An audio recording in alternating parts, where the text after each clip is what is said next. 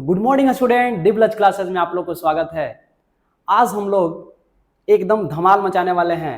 आज फ्रिक्शन को पढ़ेंगे और इसमें जितने भी प्रकार के बेसिक सवाल होते हैं उसको हम लोग करने वाले हैं। तो चलिए हम लोग आज स्टार्ट करेंगे और स्टार्ट करके जो है फ्रिक्शन को पढ़ेंगे। तो लॉज ऑफ मोशन का एक छोटा सा टॉपिक है फ्रिक्शन। फ्रिक्शन बेसिकली एक अपोजिंग फोर्स के नाम से हम लोग इसको जानते हैं, लेकिन सिर्फ फ्रिक्शन अपोजिंग फोर्स ही नहीं होता, ये हमें सपोर्ट भी करता है, हमें अन्य क्रियाओं में ये हेल्प भी करता है। तो फ्रिक्शन हमारे लिए बढ़िया चीज़ भी है। तो सबसे पहले हम तो यही समझेंगे कि व्हाट इज फ्रिक्शन, कि फ्रिक्शन क्या है। तो कहा जाता है कि मान लीजिए कि दो ऑब्जेक्ट हैं और ये अगर कुछ इस प्रकार से कांटेक्ट में रखे गए हैं, इस प्रकार से अगर कांटेक्ट में रखे गए हैं ये दोनों, और यदि हम इसको मूव करा रहे हैं आगे की तरफ, मूव कराने से यदि ये ऑब्जेक्ट बी भी साथ साथ अगर चल रहा है ना, अगर साथ साथ अगर चल रहा है तो उस कंडीशन में आपको क्या समझ आएगा कि इन दोनों सतहों के बीच में कुछ न कुछ तो फोर्स लगा होगा, तभी तो एक ही सतह जो है बी के सतह को आगे अपना तरफ खींच पा रहा है। डेट मीन्स कि कॉन्टैक्ट सतह के बीच जो लगने वाला फोर्स होता है उसका नाम होता है फ्रिक्शन। कॉन्टैक्ट सतह दो फोर्स लगाती है। कॉन्टैक्ट फोर्स कितने फोर्स लगाती है? दो फोर्स लगाती है। कोई भी कॉन्टैक्ट सतह वो दो फोर्स लगाती है। जैसे अगर ये प्लेन है और इस प्लेन पे कोई चीज़ अगर रख दिया गया है तो ये दो फोर्स लगाएगा। एक फोर्स जो है जो बिल्कुल अपवर्ड डायरेक्शन में लगता है उसको बोलते हैं हम लोग नॉर्मल या रिएक्शन फोर्स। और दूसरा फोर्स जो होता है, यदि हम इसको आगे या इस साइड अगर ट्राई कर रहे हों चलाने की, मूव कराने की अगर हम कोशिश कर रहे हों, तो इसके अपोजिट डायरेक्शन में एक फोर्स लग रहा होता है जिसको बोलते हैं फ्रिक्शन। क्या लग रहा होता है? फ्रिक्शन। तो कोई भी कॉन्टैक्ट सतह जो है दो फोर्स लगाती हैं, एक परपेंडिकुलर टू द प्लेन, एक अलोंग द प्लेन। ठीक है, दो फोर्सेस लगाएंगे, एक परपेंडिकुलर टू द प्लेन और दूसरा कहाँ लगाएंगे? Along the plane. जो perpendicular to the plane force होगा उसको बोलेंगे नॉर्मल फोर्स, और जो अलोंग द प्लेन फोर्सेज होगा उसको क्या बोलेंगे? उसको बोलेंगे फ्रिक्शन फोर्स। तो दैट मीन्स ये खेल किसका है? कॉन्टैक्ट सतह का है। कॉन्टैक्ट सतह जो है दो तरह के फोर्सेज लगा रही है। अब वो फोर्सेज एक नॉर्मल कहला रहा है, दूसरा क्या करा रहा है? फ्रिक्शन कहला रहा है। फ्रिक्शन क्या करता है? तो फ्रिक्शन का काम है ऑब्जेक्ट के मोशन को अपोज करना या ऑब्जेक्ट के मोशन में सहयोग करना, दोनों हो सकता है। अगर हम यहाँ पे कहें कि ये जो नीचे का सतह है वो अगर रेस्ट पे है, ये मूव नहीं कर रहा, तो ब्लॉक जो ऊपर रखा वो आगे की तरफ मूव कर रहा है, तो ऑब्वियस सी बात है कि नीचे का जो सतह है इस पे फ्रिक्शन बैकवर्ड डायरेक्शन में लगा के रोकने का कोशिश कर रहा है। जैसे एक और अगर एग्जांपल हम देखें, सपोज दैट यहाँ पर एक ब्लॉक हम रख दे रहे हैं और ये ब्लॉक जो है गिर नहीं रहा है, ये रुका हुआ है, इसकी वेलोसिटी 0 है, गिर नहीं रहा है। तो डेट मीन्स इसकी कहानी क्या है कि इस पे तो mg का कंपोनेंट लग ही रहा होगा, mg sin theta, this is mg sin theta. अब mg sin थीटा को रोकने के लिए कहीं ना कहीं इस पे फोर्स लग रहे होंगे। विदाउट फोर्स ये mg sin थीटा बैलेंस नहीं हो सकता। इसका मतलब फ्रिक्शन फोर्स कहाँ लग रहा है? अपवर्ड डायरेक्शन में लग रहा है, और ये फ्रिक्शन फोर्स इसको बैलेंस किए हुए है, इसलिए ऑब्जेक्ट नीचे स्लाइड नहीं हो रहा है। बात समझ में आ रही है? तो फ्रिक्शन फोर्स यहाँ ऑब्जेक्ट को होल्ड कर रही है। अच्छा, इस कंडीशन में क्या है? ऑब्जेक्ट ए को खींचने से बी भी साथ साथ चल रहा है, that means friction force B को आगे की तरफ खींच रहा है। दैट मीन्स बी के मोशन देने का काम कर रहा है फ्रिक्शन फोर्स। तो दैट मीन्स हम फ्रिक्शन फोर्स दिमाग में सिर्फ ये ना डाल लें कि फ्रिक्शन फोर्स ऑलवेज अपोज करता है, ऐसा नहीं है। फ्रिक्शन फोर्स सतह के बीच में लगने वाला, सतह के पैरेलल एक फोर्स होता है जो मोशन में सपोर्ट भी कर सकता है, मोशन को अपोज भी कर सकता है, ये दोनों काम कर सकता है। आई होप आपको अंडरस्टैंडिंग बन गई कि फ्रिक्शन फोर्स क्या है। फ्रिक्शन फोर्स कॉन्टैक्ट फोर्स है, जब तक चीजें कॉन्टैक्ट में नहीं आएगी फ्रिक्शन फोर्स नहीं लगेगा। पहली बात, अगर चीजें कॉन्टैक्ट में आ गई हैं तो कॉन्टैक्ट में आने से दो फोर्सेस लग सकते हैं, एक तो प्लेन के परपेंडिकुलर और दूसरा प्लेन के पैरेलल। अगर प्लेन के पैरेलल जो फोर्सेस लग रहे हैं that is known as a friction force, और friction force support the motion और oppose the motion, it can both. Okay, अब कह रहा है इसमें सवाल क्या क्या है। जैसे अगर हम लोग चैप्टर स्टार्ट करें, फ्रिक्शन के फोर्स के बारे में बता दिए कि पहला what is friction, limiting friction क्या है, टाइप ऑफ फ्रिक्शन में आता है, एंगल ऑफ फ्रिक्शन क्या है, कोफिशिएंट ऑफ फ्रिक्शन और एंगल ऑफ रिपोज, और बेसिक लॉज क्या हैं फ्रिक्शन के। ये हम लोग ज़्यादातर जो है इस टॉपिक को समझ लेते हैं और समझ के एकदम चलेंगे न्यूमेरिकल वाली दुनिया में। ठीक है, एकदम फाड़ के रख देंगे भाई, एकदम हिला देंगे। What is friction? तो जैसा कि हमने अभी समझाया, बस उसी आधार पे यहाँ पे प्रोटोटाइप दिया हुआ है कि देखिए एक ब्लॉक है, ब्लॉक को हमने आगे मूव कराया है, पीछे से इस पे फोर्स लगा रहे हैं, है ना। तो इस ब्लॉक पे देख रहे हैं कि ये जो सतह है, ये जो सरफेस है, जो नीचे कॉन्टैक्ट सतह है, वो क्या कर रहा है, इस ब्लॉक को रोकने की टेंडेंसी में है, और रोकने की टेंडेंसी में तो डैट मीन्स एक फ्रिक्शन फोर्स यहाँ से लग रहा है और ये इसको अपोज करने की कोशिश कर रहा है। ठीक है, तो ये सतह इसको ब्लॉक कर रहा है। जबकि हमने क्या कहा कि यदि मान लीजिए कि इसके ऊपर भी हमने एक और ब्लॉक रख दिया और इस ब्लॉक पे ये ब्लॉक जो है साथ साथ अगर मूव कर रहा हो, तो इन सतहों यहाँ पर इन ब्लॉक के बीच जो सतह में जो फोर्स यहाँ पे दिखाई देगा, ये फोर्स क्या कहलाएगा, ये भी फ्रिक्शन ही होगा, लेकिन ये आगे के साइड में होगा। बात को समझना है, यहाँ फ्रिक्शन बैकवर्ड डायरेक्शन में है। क्यों? क्योंकि ये सतह पे आगे स्लाइड कर रहा है। यहाँ पर जो फ्रिक्शन है छोटे और बड़े ब्लॉक के बीच में आगे के साइड में है। क्यों? क्योंकि छोटा ब्लॉक बड़े ब्लॉक के सपोर्ट से आगे चल रहा है। तो अगर छोटा ब्लॉक बड़ा ब्लॉक से आगे चल रहा है, दैट मीन्स हम कह सकते हैं कि फ्रिक्शन सपोर्ट द मोशन, और यहाँ क्या कह सकते हैं कि फ्रिक्शन अपोज द मोशन। मतलब दोनों ही है भाई, ये सपोर्ट भी कर रहा है और अपोज भी कर रहा है, जब जैसन तब तैसन, है ना। तो बात यहाँ ये है।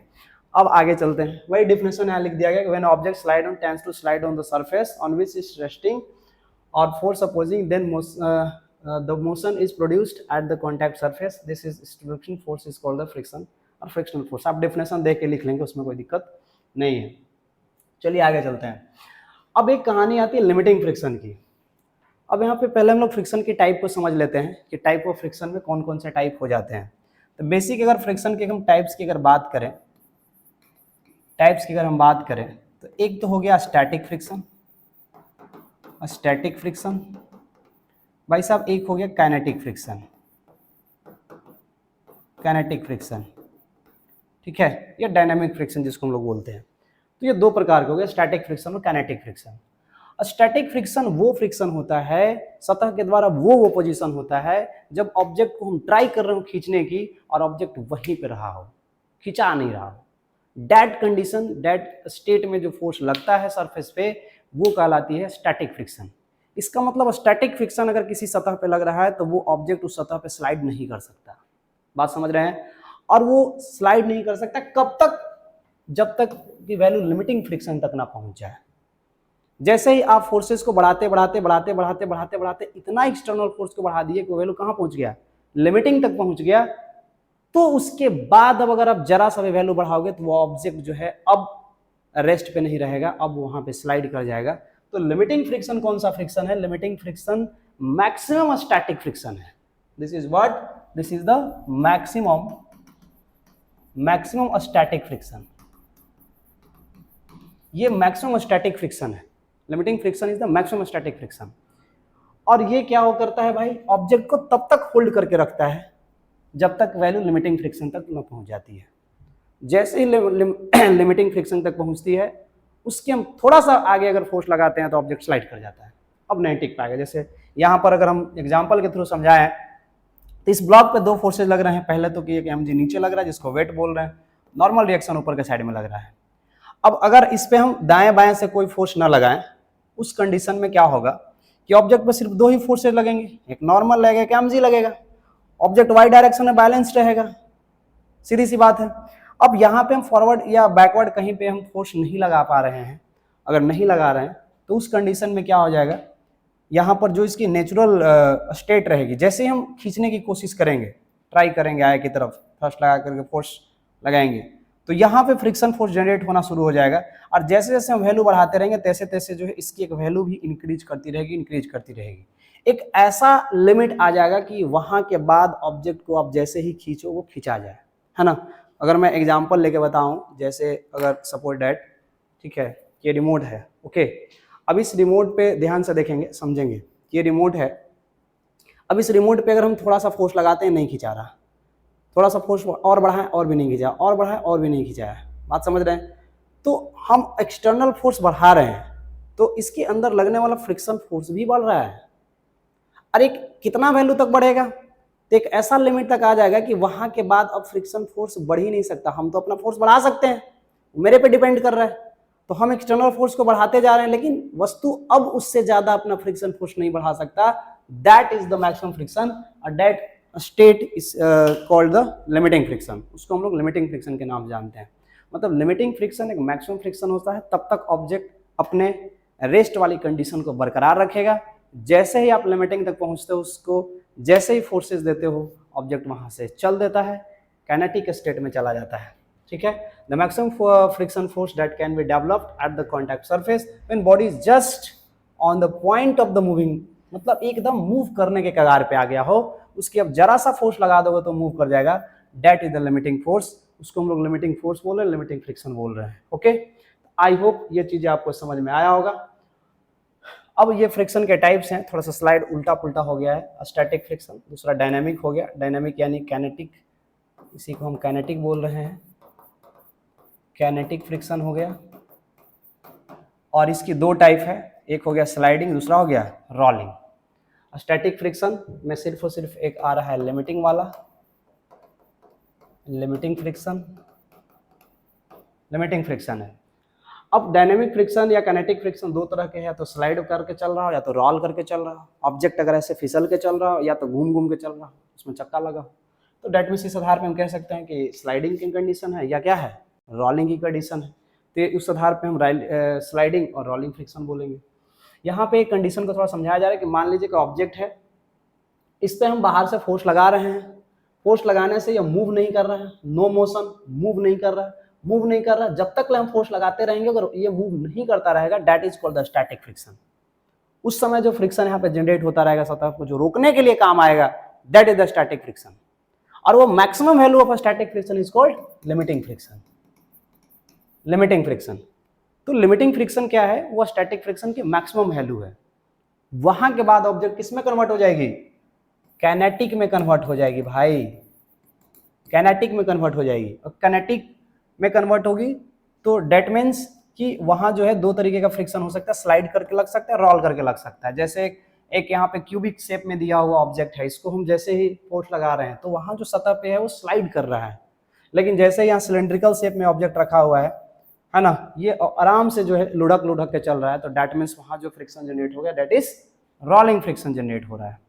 तो इस प्रकार से जो है फ्रिक्शन फोर्स अलग अलग संदर्भ में लग रहे होते हैं। अब बात आती है एक टॉपिक की जिसका नाम है एंगल ऑफ फ्रिक्शन की। What is the angle of friction, angle of friction क्या होता है।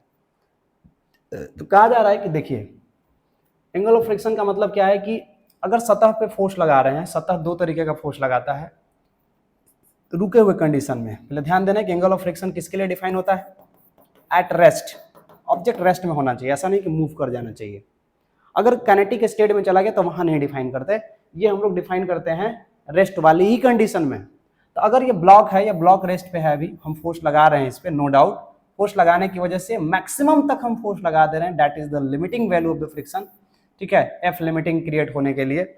और उस स्टेट में जो मैक्सिमम वैल्यू ऑफ फ्रिक्शन है, उस स्टेट में जो इसके रिएक्शन फोर्स है, इसका जो रिजल्टेंट है, मतलब सतह के द्वारा लगाया गया जो रिजल्टेंट फोर्स है, उस फोर्स का रिएक्शन फोर्स या नॉर्मल फोर्स के बीच में, ये नॉर्मल है, नॉर्मल फोर्स के बीच में जो एंगल है that is called the angle of friction. फिर से एक बार समझ लें हमने क्या कहा कि कांटेक्ट फोर्स के जो रिजल्टेंट हैं, रिजल्टेंट जो कांटेक्ट फोर्स आ रहा है, एक कांटेक्ट फोर्स नॉर्मल होता है, एक कांटेक्ट फोर्स स्टैटिक फ्रिक्शन है। यहाँ पे स्टैटिक फ्रिक्शन की मैक्सिमम वैल्यू है, ओके, लिमिटिंग है। तो इन दोनों का जो रिजल्टेंट आ रहा है, ये रिजल्टेंट कितना एंगल बना रहा है नॉर्मल के साथ, this is called the angle of the friction. Angle of friction is the nothing but it is the angle between the resultant of the surface force and the normal. Surface force और normal के बीच का जो angle है वो कहलाता है हमारा angle of friction. The angle between normal reaction and the resultant force R is called the angle of friction. Resultant of R का मतलब यहाँ पे जो रिजल्टेंट है, ओके, वो दोनों फोर्सेस क्या है, दैट मीन्स लिमिटिंग और रिएक्शन फोर्सेस के रिजल्टेंट की बात करें, मतलब सरफेस फोर्स की बात करी जा रही है। It is also called the limiting angle of the friction. ये एक्चुअल में लिमिटिंग कंडीशन में प्राप्त होता है, तो इसको हम लोग लिमिटिंग एंगल ऑफ फ्रिक्शन के नाम से जानते हैं। ओके, तो this is the angle of friction. अब यहाँ पे थोड़ा हम लोग न्यूमेरिकली बात करेंगे, अभी हम थोड़ा सा समझ ले रहे हैं। अगला एक टर्म आता है जिसका नाम है coefficient of friction. Coefficient of friction एक ऐसा टर्म है जो डिफाइन होता है नॉर्मल और साथ ही साथ उस पर लगने वाला फ्रिक्शन फोर्स से, कि फ्रिक्शन फोर्स और नॉर्मल रिएक्शन का जो रेशियो होता है वो कांस्टेंट होता है। ये एक बड़ा अद्भुत चीज है ये, कि जैसे जैसे आप नॉर्मल रिएक्शन को बढ़ाते जाओगे वैसे वैसे फ्रिक्शन फोर्स बढ़ता जाएगा। अगर यहाँ पे मान लीजिए कि एक ऑब्जेक्ट रखा हुआ है किसी सतह पे, और इस ऑब्जेक्ट पे जैसे ही आप क्या कर रहे हो, इस पे मास बढ़ाते जा रहे हो, बढ़ाते जा रहे हो, बढ़ाते जा रहे हो, बढ़ाते जा रहे हो, तो डेट मीन्स यहाँ का ऑब्वियस सी बात है जो नॉर्मल रिएक्शन होगा वो बढ़ते जाएगा, बढ़ते जाएगा, बढ़ते जाएगा। तो इस पे जो फ्रिक्शन फोर्स जनरेट होगा ना, इस पे जो फ्रिक्शन फोर्स जनरेट होगा इस नॉर्मल के अकॉर्डिंग, तो कह रहा है कि F बटा N जो है वो नॉर्मल F और N की जो रेशियो है वो कांस्टेंट है, और ये कांस्टेंट रेशियो कहलाती है coefficient of friction. Coefficient of friction, अच्छा से लिख दे रहे हैं, कोफिशिएंट ऑफ फ्रिक्शन। ओके, तो ये कोफिशिएंट ऑफ फ्रिक्शन है। कह रहा है कि इन दोनों का जो रेशियो है वो हमेशा कांस्टेंट होता है, किसका किसका, फ्रिक्शन फोर्स का और नॉर्मल का। जैसे जैसे जब ऑब्जेक्ट बढ़ाते रहते हो वैसे वैसे उसमें मास ऐड कर रहे हो, तो डेट मीन्स वहाँ नॉर्मल रिएक्शन बढ़ रहा है, और तो वैसे ऑटोमेटिक जो है फ्रिक्शन फोर्स बढ़ने लग रहा है, इसकी वैल्यू कांस्टेंट होती है। This is called coefficient of friction. अब ये कोफिशिएंट ऑफ फ्रिक्शन तीन तरीके के हो सकते हैं अलग अलग फ्रिक्शन वाइज, जैसे म्यू एस, म्यू एल और म्यू के। इसको बोलते हैं स्टैटिक, है ना, coefficient of static friction, coefficient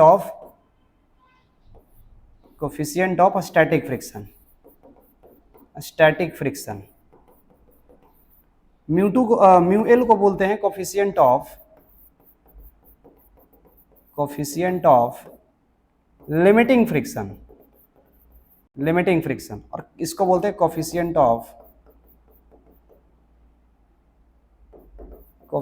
of kinetic friction, kinetic friction. तो डेट में से तीन प्रकार के कोफिशिएंट ऑफ फ्रिक्शन हो जाते हैं, coefficient of static friction, coefficient of limiting friction, coefficient of kinetic friction. ये तीन प्रकार के कोफिशिएंट ऑफ फ्रिक्शंस हो जाते हैं। अब इनमें ऑब्वियस सी बात है कि सबसे ज्यादा कौन होता है, लिमिटिंग वाला होता है, क्योंकि लिमिटिंग फ्रिक्शन की वैल्यू सबसे ज्यादा होता है, तो ऑब्वियस सी बात है लिमिटिंग वाली सबसे ज्यादा रहेगी। तो अगर हम यहाँ पे कंपेयर करके लिख दें कि म्यू एल ज्यादा होगा, इसके बाद होगा म्यू एस, मतलब म्यू एस एल से कम, एस चूंकि एस की मैक्सिमम वैल्यू को हम एल बोल ही दे रहे हैं, इसलिए हम एस को बीच में लिख दे रहे हैं, और इसके बाद सबसे कम होता है म्यू के।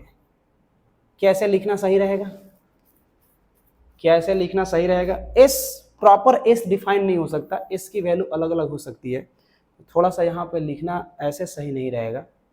हम लोग इन दो को कंपेरियर में लिख सकते हैं, mu, one second, okay okay, तो हम लोग दो को लिख सकते हैं, किसका किसको लिख सकते हैं, म्यू एल बड़ा होगा म्यू के से, ये दोनों हम लोग 100% श्योर होकर लिख सकते हैं, ठीक है, क्योंकि म्यू एस की वैल्यू चेंज हो सकती है ना, वो अलग अलग हो सकती है, तो म्यू एल और म्यू के में ही हम लोग कंपेयर कर सकते हैं, और इन दोनों में कंपेयर करके बता सकते हैं कि कोफिशिएंट ऑफ लिमिटिंग फ्रिक्शन की वैल्यू ज़्यादा होगी। एक्चुअल में स्टैटिक फ्रिक्शन बहुत जगह पे ये दोनों वर्ड एक जगह पे यूज करे जाते हैं कोफिशिएंट के टर्म में, मतलब वहाँ पे अगर कोफिशिएंट ऑफ स्टैटिक फ्रिक्शन दिया हुआ है तो आपको मान के चलना है लिमिटिंग ही, ठीक है, वो लिमिटिंग ही दिया हुआ है, बस लिखा है स्टैटिक फ्रिक्शन, बट समझना क्या है, लिमिटिंग ही समझना है कि वो लिमिटिंग दिया, मतलब मैक्सिमम वैल्यू दिया होगा, ऐसा थोड़ी है कि मिनिमम दे दिया होगा या बीच का दे दिया होगा, नहीं ना, वो मैक्सिमम वैल्यू ही दिया होगा, ठीक है। तो डेट मीन्स हमको ऐसे अंडरस्टूड करना है। अब एक टर्म है जिसका नाम है angle of repose, angle of repose. अब ये एंगल ऑफ रिपोज क्या होता है, तो कह रहा जैसे ही मान लीजिए कोई ऑब्जेक्ट को आप क्या करते हो, फ्रिक्शन वाले सतह पे, कॉन्टैक्ट सतह पे रख करके इंक्लाइंड प्लेन पे अगर उसको रख देते हो, ठीक है, इसको किसी इंक्लाइंड प्लेन पे हम रख देते हैं, तो इंक्लाइंड प्लेन पर रखने से क्या होगा, इस ऑब्जेक्ट का वेट नीचे की तरफ लगेगा W, वेट का एक कंपोनेंट होगा जो इस साइड लगेगा, वेट कॉस थीटा, और नीचे के साइड एक कंपोनेंट लगेगा वेट का sine theta, this is W sine theta, ये वेट साइन थीटा लग गया नीचे के साइड में। अब ये W साइन थीटा इसको नीचे खींचेगा तो इसको रोकने के लिए फोर्स चाहिए, है ना, दिस इज द फ्रिक्शन।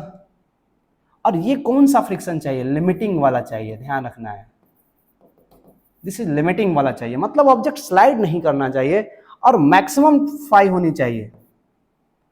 यदि मैं तल को ऐसे ऐसे उठाता जाऊं तो मैक्सिमम कितना एंगल तक मैं उस तल को रखूं ताकि ये स्लाइड करके ना गिरे, that is called angle of repose.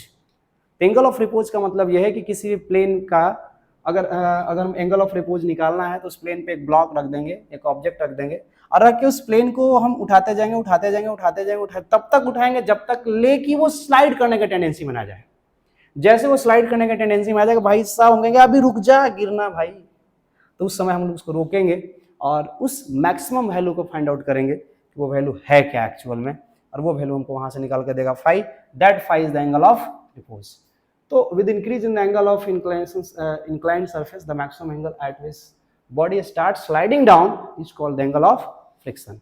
कर एंगल ऑफ फ्रिक्शन वो फ्रिक्शन होता है, एंगल ऑफ रिपोज वो एंगल होता है, ओके, जब हम उससे थोड़ा सा भी अगर हम एंगल को हल्का सा भी बढ़ा दें या अगर ऑब्जेक्ट को हम थोड़ा सा टच कर दें उस स्टेट में रखा हुआ हो तो वो वहां से स्लाइड करना शुरू कर देगा, that is the angle of repose, वो कहलाता है। ये इंक्लाइंड प्लेन पर होता है, ये इंक्लाइंड प्लेन पर होता है।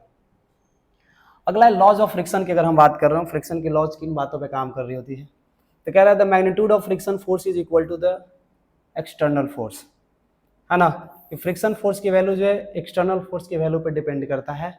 ऐसा तब होगा जब स्टैटिक फ्रिक्शन की बात हो रही होगी, स्टैटिक फ्रिक्शन की बात हो रही होगी। अगर स्टैटिक फ्रिक्शन की बात हो रही होगी तो बाहर से हम जितना सिस्टम पे फोर्स लगाएंगे, अगर हम इस पे 2 न्यूटन का फोर्स लगाए, अगर स्टैटिक कंडीशन है तो फ्रिक्शन फोर्स भी कितना लगेगा, 2 न्यूटन। यदि हम इस पे 5 न्यूटन का फोर्स लगाएं तो फ्रिक्शन फोर्स 5 लगेगा, यदि स्टैटिक हो तो। ये बात ध्यान देना, यदि स्टैटिक हो तो, अदरवाइज नहीं, ओके। तो ये जो कंडीशन है कि हम एक्सटर्नल फोर्स बराबर फ्रिक्शन फोर्स, ये तब होता है जब ऑब्जेक्ट स्टैटिक हो, रुका हुआ, उस कंडीशन में फ्रिक्शन फोर्स की वैल्यू एक्सटर्नल फोर्स की वैल्यू के बराबर है। The ratio of the limiting friction F and normal reaction N is the constant. ये बात तो हमने बात कर ही लिया कि फ्रिक्शन फोर्स और नॉर्मल रिएक्शन का जो रेशियो है वो कांस्टेंट होता है। This constant is called the coefficient of friction. The friction force does not depend upon the area of the contact between the two surface. Friction force की value सतह के area पर डिपेंड नहीं करता। सतह की एरिया छोटी है, सतह की एरिया बड़ी है, कितना है उस बात पे फ्रिक्शन फोर्स डिपेंड नहीं करता। बात समझ लें, सतह पे डिपेंड नहीं करता, इसकी एरिया पे डिपेंड नहीं करता कि एरिया कितना है तो फ्रिक्शन फोर्स बढ़ेगा या घटेगा, इस बात पे डिपेंड नहीं करता। The friction force depend upon the roughness of the surface. हाँ, फ्रिक्शन फोर्स रफनेस पे डिपेंड करता है। फ्रिक्शन फोर्स सतह के रफनेस पर डिपेंड करता है। सतह जितना ज्यादा रफ होगा उतना ही ज्यादा फ्रिक्शन फोर्स झेलेगा। बात समझ में आ रही है? ये जो म्यू आ रहा है ना, ये म्यू जो है सतह के बारे में ही बताने के लिए आ रहा है, इस नेचर ऑफ सरफेस को ही बताने के लिए आ रहा है इनडायरेक्ट फॉर्म में अगर बोले तो। क्योंकि क्या चीज है जो नहीं बदलेगा सतह के लेके? सतह का नेचर। अगर हम सतह को ही चेंज कर दें तब तो नेचर बदलेगा। आदमी ही बदल दे तो नेचर बदल जाएगा। अब आदमी वही है तो नेचर कहाँ से बदलेगा? सबके साथ वैसे ही होगा, है ना। तो डेट मीन्स म्यू जो है वो नेचर ऑफ सरफेस को डिफाइन कर रहा है। तो ओवरऑल अब हम कंसीडर करके थोड़ा सा पूरे बात को न्यूमेरिकली हम सेट करते हैं और सेट करके अब चलते हैं, क्योंकि हमको चलना है सवाल पे और हमको सिखाना है भाई सवाल। अभी तक हमने जो बात करा वो बिल्कुल बेसिक बात करा है, बेसिक चीज़ों को समझा है, छोटा छोटा टर्म्स को समझा है। फ्रिक्शन क्या है, फ्रिक्शन के टाइप्स कौन कौन से हैं, और एंगल ऑफ फ्रिक्शन क्या है, एंगल ऑफ रिपोज क्या है। अब इन सभी चीज़ों को थोड़ा सा न्यूमेरिकल वैल्यू पर लेके आते हैं और न्यूमेरिकली इसको डील करते हैं। तो फ्रिक्शन फोर्स का बेसिक जो फॉर्मूला हो जाता है वो हो जाता है म्यू इंटू एन। पहला बात तो यह है कि किसी भी टाइप का फ्रिक्शन का फॉर्मूला लिखना हो तो म्यू इंटू एन लिखेंगे। म्यू डिसाइड करेगा वहां कि कौन से टाइप वाले फ्रिक्शन को लिख रहे हैं। जैसे यदि स्टैटिक फ्रिक्शन को लिखना हो तो म्यू एस इंटू एन लिख देंगे। जैसे लिमिटिंग फ्रिक्शन लिखना हो तो म्यू एल इंटू एन लिख देंगे। जैसे काइनेटिक फ्रिक्शन लिखना हो तो म्यू के इंटू एन लिख देंगे। ये बात आई होप समझ में आई होगी कि हमने कैसे लिखे हैं। ठीक है, कैसे लिखे हैं भाई, कैसे लिखे हैं, थोड़ा सा बताएं हमें कैसे लिखे हैं। तो चूंकि अभी हमने समझाया है कि म्यू जो होता है वो क्या होता है, तो म्यू जो होता है वो फ्रिक्शन फोर्स और नॉर्मल का रेशियो होता है। मतलब फ्रिक्शन फोर्स और नॉर्मल की रेशियो हमेशा कांस्टेंट होगी और वो वैल्यू जो होगा वो क्या कहलाएगा, म्यू कहलाएगा। तो डेट मीन्स एफ की जो वैल्यू है वो म्यू इंटू एन हो गया। तो यहीं से हमने फ्रिक्शन फोर्स निकाल लिया और इन सारे चीज़ों पे हमने अप्लाई कर दिया। तो जितने भी टाइप के फ्रिक्शन है उन सभी पे मैंने यहाँ से वैल्यूज निकाल लिए कि फ्रिक्शन फोर्स की वैल्यू इतना है, इतना है, इतना है, इतना है। ठीक है, ये बात। अब चूंकि ये फोर्स है तो इसका ऐसा यूनिट न्यूटन होगा, तो ये सारा न्यूटन में लिखा जाएगा। ओके, सबकी ऐसा यूनिट न्यूटन होगी। तो डेट मीन्स फ्रिक्शन फोर्स यहाँ पे लिखा गया। अब ऐसा, अब थोड़ा समझते हैं। म्यू की वैल्यू तो गिवन रहेगी, सतह दिया रहेगा, सतह का नेचर दिया रहेगा, उसकी वैल्यू गिवन रहेगी, म्यू की वैल्यू क्या है। ओके, अब बात करते हैं एन की। एन मतलब नॉर्मल रिएक्शन। नॉर्मल रिएक्शन या नॉर्मल फोर्स। अब नॉर्मल फोर्स हमें थोड़ा सा समझना होगा कि नॉर्मल फोर्स कहते किसको हैं। तो नॉर्मल फोर्स का मतलब है कि कोई वही ऑब्जेक्ट जिस किसी दूसरे ऑब्जेक्ट के कांटेक्ट में है या जिस किसी सतह पे रखा हुआ है, वो सतह उस ऑब्जेक्ट के 90 डिग्री पे साथ जो एंगल पे जो फोर्स लगा रही है उस फोर्स को बोलते हैं नॉर्मल फोर्स। किसको बोलते हैं? सतह के 90 डिग्री पर लगने वाला फोर्स। सतह के 90 डिग्री पर लगने वाला फोर्स क्या कहलाता है? नॉर्मल फोर्स कहलाता है। अब मान लीजिए सतह टेढ़ा हो गया, ले यहाँ क्या है, यहाँ mg नीचे है और नॉर्मल ऊपर है, तो यहाँ हम कहेंगे इस केस में नॉर्मल बराबर mg है। क्योंकि इस ऑब्जेक्ट पे दो फोर्सेज लग रहे हैं, एक नीचे लग रहे हैं, एक ऊपर लग रहे हैं। ऊपर वाले फोर्सेज नॉर्मल है, वो ऑब्जेक्ट बैलेंस्ड है, तो बैलेंस है तो n बराबर mg हो गया। इस कंडीशन में अगर हम देखें यहाँ पे, तो इस कंडीशन में mg नीचे है, नो डाउट। थीटा पे एंगल है, थीटा यहाँ पे एंगल बन रहा है, mg cos थीटा, और इसके जस्ट ऊपर नॉर्मल है, क्योंकि नॉर्मल 90 डिग्री पे होता है। ध्यान रखना, प्लेन से 90 डिग्री होता है, प्लेन ये है, इससे 90 डिग्री पे ये एंगल बन रहा है, दिस इज 90 डिग्री एंगल। तो यहाँ जो नॉर्मल की वैल्यू इंक्लाइंड प्लेन पे वो हो गई mg cos थीटा। अब यहाँ से दो बातें कंक्लूड हुआ। क्या हुआ? यदि सतह हॉरिजॉन्टल है, सतह क्या है? हॉरिजॉन्टल है। सतह अगर हॉरिजॉन्टल है उस समय हमें जो नॉर्मल लिखना होगा वो mg लिखना होगा। सतह अगर इंक्लाइंड है, सतह अगर हॉरिजॉन्टल के साथ थीटा एंगल बना दिया, किसके साथ? हॉरिजॉन्टल के साथ। Theta is the angle from the horizontal. अगर हॉरिजॉन्टल के साथ थीटा बना लिया है तो वहां नॉर्मल mg cos थीटा लिखा जाएगा। इस आधार पे यदि मैं फ्रिक्शन को लिखूं, और कहूं कि भाई साहब यहाँ पे ऑब्जेक्ट रखा हुआ है, मान लीजिए इधर की तरफ आप फोर्स लगा रहे हो और इधर फ्रिक्शन फोर्स जनरेट हो रहा है, इसकी मास m है, तो इस केस में फ्रिक्शन फोर्स हो जाएगा म्यू इंटू n, और n की जो वैल्यू हो जाएगी वो mg हो जाएगी। तो mu mg is the friction, this is the friction, इतना न्यूटन, यह फ्रिक्शन कहलाएगा। ओके। अगर सतह इंक्लाइंड हो गया, सतह क्या हो गया? इंक्लाइंड हो गया। सतह जैसे इंक्लाइंड होगा और हॉरिजॉन्टल के साथ थीटा एंगल बना देगा, तो इस सतह के एक फोर्स तो mg लग ही रहे हैं, दूसरा जो फोर्स लग जाएगा mg cos थीटा वाली, इसके अपोजिट में नॉर्मल लगेगा। और इस केस में जब फ्रिक्शन फोर्स ऊपर के साइड में लगेगा, अगर ये नीचे के साइड में स्लाइड करने के टेंडेंसी में है, तो ऊपर के साइड में जो फ्रिक्शन फोर्स लगेगा वो लग जाएगा mu into mg cos theta. तो फ्रिक्शन फोर्स इंक्लाइंड प्लेन पे क्या आ रहा है? म्यू mg cos थीटा आ रहा है। दिस इज इंक्लाइंड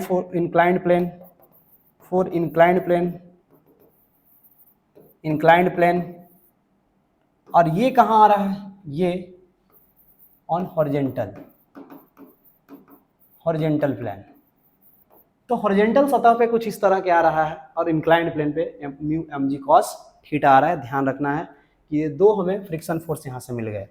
अब इस थीटा के अकॉर्डिंग अलग अलग हम लोग एजम्पशन बना सकते हैं। जैसे मान लीजिए कि थीटा को आप 90 कर दिए, थीटा को यहाँ पे क्या कर दिए? 90 कर दिए। जैसे ही थीटा को 90 किए, नॉर्मल रिएक्शन इधर आ गया। अब नॉर्मल रिएक्शन इधर आ गया तो यहाँ पर जो फ्रिक्शन फोर्स लगेगा वो friction force mu mg cos 90 degree लगेगा, जिसकी वैल्यू क्या होगी? 0। मतलब यदि आप वर्टिकल रख दिए पूरा का पूरा, तो सरफेस रोकेगा ही नहीं, पूरा का पूरा नीचे स्लाइड करके गिर जाएगा, सतह रोकेगा ही नहीं। लेकिन यदि हम यहाँ पे होल्ड करने के लिए एक फोर्स लगा दें बाहर से, हम कहें भाई साहब हम तो रोकेंगे, तुम चाहे कुछ हो करो, हम इसको होल्ड करेंगे, रोकेंगे। तो जैसे हम F फोर्स लगाएंगे, इस F फोर्स के कारण अब ये होल्ड हो गया है। फ्रिक्शन फोर्स की डायरेक्शन अभी भी ऊपर ही है, क्योंकि mg नीचे है, गिरने की टेंडेंसी नीचे है, तो फ्रिक्शन फोर्स ऊपर इसको रोकेगा। तो यहाँ अब जो फ्रिक्शन फोर्स लिखा जाएगा वो फ्रिक्शन फोर्स हो जाएगा म्यू इंटू mg, एक मिनट, म्यू mg नहीं होगा, mu into friction force F, ये हो जाएगा म्यू इंटू F हो जाएगा। F एक्सटर्नल फोर्स हो गया। अब कहेगा ऐसे कैसे हो गया? अब थोड़ा सा समझते हैं। M जो मास है उस पर दो फोर्सेज लगे, एक आगे के साइड में इधर लगा F फोर्स, और इस पे रिएक्शन नॉर्मल इधर लगा, तो ऑब्वियस सी बात है नॉर्मल की वैल्यू क्या आ गई? F की बराबर हो गई। तो फ्रिक्शन फोर्स दो ही बात पर तो डिपेंड कर रहा है, कि म्यू पे कर रहा है, एक नॉर्मल पे कर रहा है, थोड़ी ना mg पे कर रहा है। ये रट नहीं लेना है कि mg पे कर रहा है, जी नहीं, mg पे नहीं कर रहा, दो वैल्यू पे कर रहा है, म्यू पे कर रहा है और एन पे कर रहा है। डेट मीन्स म्यू पे कितना आ गया वैल्यू, म्यू का तो म्यू ही है और नॉर्मल यहाँ पर फ्रिक्शन फोर्स है, लगाया हुआ अप्लाइड फोर्स है, this is the F external, तो that means friction force is mu into F. तो सिर्फ रट नहीं लेना है, रट लेने से भाई कहानी गायब हो जाएगी, कुछ नहीं समझ में आएगा। कंडीशन हमें समझनी है कि फ्रिक्शन फोर्स कैसे लिखा जा रहा है, फ्रिक्शन फोर्स का बेसिक डिफिनेशन क्या है, फ्रिक्शन फोर्स किन किन बातों पर डिपेंड कर रहा है। फॉर्मूला वाइज हम देखें तो फ्रिक्शन फोर्स दो ही चीज पर डिपेंड कर रहा है ना, फ्रिक्शन फोर्स दो ही चीज पर डिपेंड कर रहा है, कि म्यू पे, दूसरा किस पे, एन पे। अब भले ही एन की वैल्यू अलग अलग जगह पे अलग अलग आ रही हो, वो एक अलग बात है, दैट डजंट मैटर कि एन की वैल्यू क्या आ रही हो, बट एन की वैल्यू पर डिपेंड करिए वो बोलेंगे, हम डायरेक्ट एमजी पे नहीं बोलेंगे, हम डायरेक्ट अलग अलग फोर्सेस में नहीं बोलेंगे, हम बोलेंगे एन पे डिपेंड कर रहा है, नॉर्मल पे डिपेंड कर रहा है। जैसे एक सिंपल सवाल हम दे रहे हैं, ठीक है, थोड़ा सा अगर हम ये कहें कि एक सतह है, कोएफिशिएंट ऑफ फ्रिक्शन म्यू है, और ऊपर से नीचे की तरफ हम इस पे फोर्स लगा रहे हैं, सपोज डेट मान लीजिए F1, ये मास mg है, कोई इधर की तरफ ट्राई कर रहा है खींचने की, ओके, ये भी आपस में F एक्सटर्नल लगाए हुए हैं, नो डाउट।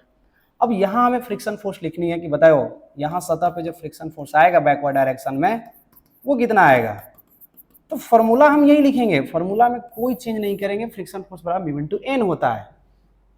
अब कहोगे एन क्या होता है, एन नॉर्मल रिएक्शन होता है, नॉर्मल रिएक्शन कहाँ होता है, सतह पे होता है, सतह पे किधर लगाता है, 90 डिग्री पे लगाता है, तो 90 डिग्री पे क्या खींच देंगे, नॉर्मल, ले भाई 90 डिग्री पे नॉर्मल है, दिस इज द नॉर्मल, लेकिन 90 डिग्री पे लग रहा है।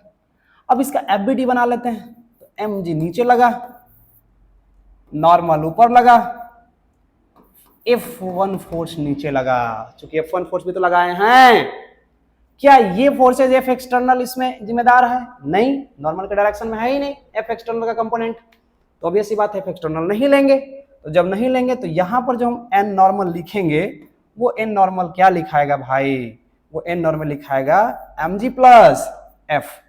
तो बताओ फ्रिक्शन फोर्स क्या आया, फ्रिक्शन फोर्स आ गया mu into mg plus F। तो क्या हम रटते चलेंगे सबके, जी नहीं, रटला तक गिल्ला, ठीक है जैसे ट्रैक्टर ही सब पर लिखा रहता है, पढ़े होंगे कि लटकला गिल्ला, लटकला तक गिल्ला बेटा, है ना, तो डेट मीन्स यहाँ भी वही है कि फिजिक्स अगर रटला तक गिल्ला नहीं बुझाएगा, बात समझ रहे हो, नहीं बुझाने वाला है, रटना नहीं है, कॉन्सेप्ट को समझना है और कॉन्सेप्ट को पकड़ के चलना है, अदरवाइज रटते रह जाएंगे, कुछ नहीं आएगा। अब थोड़ा सा मैं एक और बताता हूँ म्यू इंटू एन का कहानी, ये म्यू इंटू एन ही है, सब जगह म्यू इंटू एन चल रहा है ना। एक और इंटरेस्टिंग सवाल बताता हूँ, देखो अगर मान लीजिए कि हम यहाँ पे एफ फोर्स लगा दिए हैं, एम मास है, ऑब्जेक्ट यहाँ पे रखा हुआ है, इंक्लाइनेशन थीटा है, यहाँ सतह पे हमें निकालना है कोएफिशिएंट ऑफ फ्रिक्शन म्यू है, इस सतह पे फ्रिक्शन फोर्स कितना लग रहा है, फॉर्मूला डिटो सेम लिखाएगा, फॉर्मूला में कोई दिक्कत नहीं होगा कि फ्रिक्शन फोर्स बराबर म्यू इनटू एन होगा। अब एन निकालना पड़ेगा भाई, रटना नहीं है कुछ भी, रटे तो गए, एन निकालना पड़ेगा, मतलब इस एम मास की हमें क्या करना होगा, एफबीडी बनानी होगी, एफबीडी बनानी होगी मतलब एमजी नीचे, दिस इज कॉल्ड खानदानी फोर्स, वेट वो नीचे लगेगा, इसमें कोई चेंज नहीं होगा, ये ग्रेविटी है। अच्छा इसके ऊपर क्या लगेगा, नॉर्मल, टेढ़ा में क्या लग रहा है, फोर्स एफ थीटा डिग्री पे, और फ्रिक्शन फोर्स पीछे लग रहा है, ठीक है चलो बना लेते हैं, फ्रिक्शन फोर्स पीछे लग रहा है, ओके।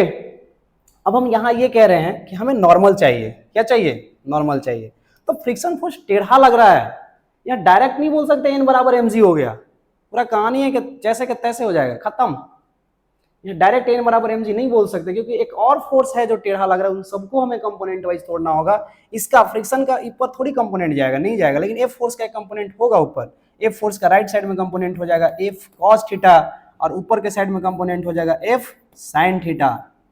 अब ऑब्वियस सी बात है कि अपवर्ड डायरेक्शन में जो फोर्स हैं वो क्या है, अपवर्ड डायरेक्शन में जो फोर्स हो गया F sine theta plus normal बराबर एमजी हो गया, तो यहां से भाई साहब नॉर्मल आ गया mg minus F sine theta, this is the normal. अब जैसे ही नॉर्मल मिला कि हम यहाँ फॉर्मूला पर पुटअप करेंगे और लिखेंगे फ्रिक्शन फोर्स बराबर म्यू इंटू एन, एन की वैल्यू है mg minus F sine theta. बात बदल गई, बात बदल गई, बात नहीं बदली है, ऐसा नहीं है कि जितने भी केसेज हैं सबके लिए फॉर्मूला रटते चलो कि लो भाई इसका फॉर्मूला ये है, इसका फॉर्मूला ये है, इसका फॉर्मूला ये है, और भी हमने जो फॉर्मूला इधर लिखा है इसका फॉर्मूला ये है, ये है, वो है। जी नहीं, फॉर्मूला रटे आपको नहीं आएंगे। फॉर्मूला सिर्फ हम लोग यूनिक फॉर्मूले रटते हैं, जो यूनिक फॉर्मूले काम के होते हैं और उसी के बेसिस पे आगे फंडामेंटल्स के तौर पे चलते हैं। जैसे ये यूनिक फॉर्मूला है, अब इसको रटना पड़ेगा। कोफिशिएंट ऑफ फ्रिक्शन बराबर ये होता है, यहां से फ्रिक्शन फोर्स की वैल्यू ये लिखी जाती है। This is the fundamental formula. अब ये फंडामेंटल फॉर्मूला है, इसको भाई रटना पड़ेगा। म्यू की वैल्यू नेचर ऑफ सरफेस से आएगी, वो दिया रहेगा, बना रहेगा, बट नॉर्मल अलग अलग जगह पे अलग अलग हो जाएगा। खेल नॉर्मल का है, फ्रिक्शन फोर्स में और किसी का खेल नहीं है, खेल किसका है? नॉर्मल का है। अगर आप नॉर्मल निकाल लेते हो, नॉर्मल अलग अलग जगह पे जिस प्रकार से वहां पे नॉर्मल आ रहा है, अगर आप नॉर्मल निकाल दे रहे हो तो मैं 100% गारंटी दे कर रहा हूं कि फ्रिक्शन नाम का जो चैप्टर है ये तुम्हारे दुनिया से बिल्कुल ही एकदम मतलब ओझल हो जाएगा। जैसे कहने का मतलब तुमको एकदम कोई दिक्कत ही नहीं होगा, लेकिन हाँ ठीक है, एकदम यूजुअल मस्त है ना। तो डेट मीन्स की ये कहानी है नॉर्मल की, और नॉर्मल अलग अलग जगह पे अलग अलग आ रहे हैं। ओके, अब हम लोग आगे चलते हैं, थोड़ा सा आगे का रुख कर लें। यहाँ तक तो देख ही लिए थे ये सब, है ना। अब एग्जाम्पल्स वगैरह हम लोग स्टार्ट करेंगे।